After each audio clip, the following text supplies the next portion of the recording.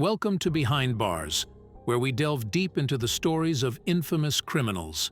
Today, we uncover the mysteries shrouding one of the most notorious figures in mob history. Join us as we explore the enigmatic origins of Al Capone's scars, revealing the hidden truths behind the legend.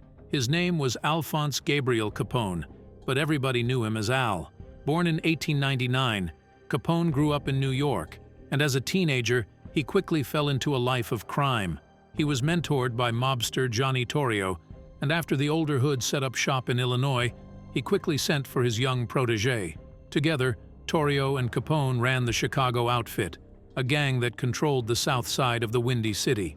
After Torrio retired in 1925, he left control of the gang to his right-hand man, and the rest, as they say, is history. With Prohibition in full swing, Capone quickly became the biggest bootlegger in American history. As the nation's #1 bad guy, the man was involved in everything from prostitution to gambling to alcohol.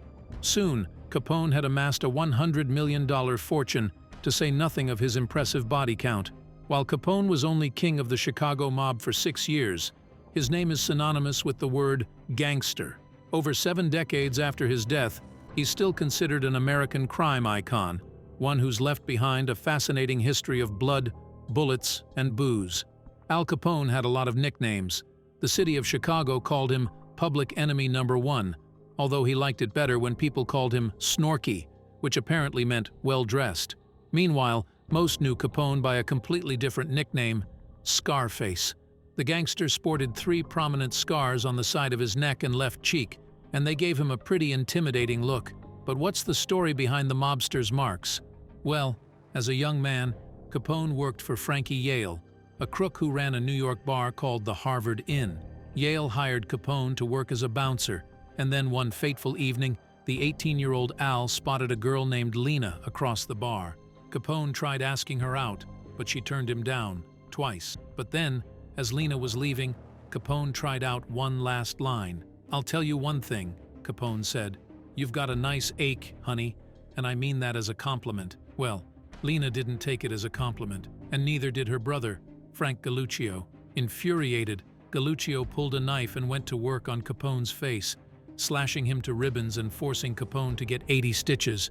Frankie Yale intervened before things could get any more violent, brokering a peace deal between the two hoods. And evidently, Capone could be a pretty forgiving guy when he wanted to be. He later hired Galluccio to work as his bodyguard, paying the guy $100 a week. Of course, Capone didn't like telling the truth about his scars, so whenever people asked, the crime lord would say he was injured in World War I, a war he didn't fight in, just like a mobster ripped from a dick train. Al Capone lived like super. In the early career, Capone camped out while it was theoretically where guest owns crew Lexington, slide and escape.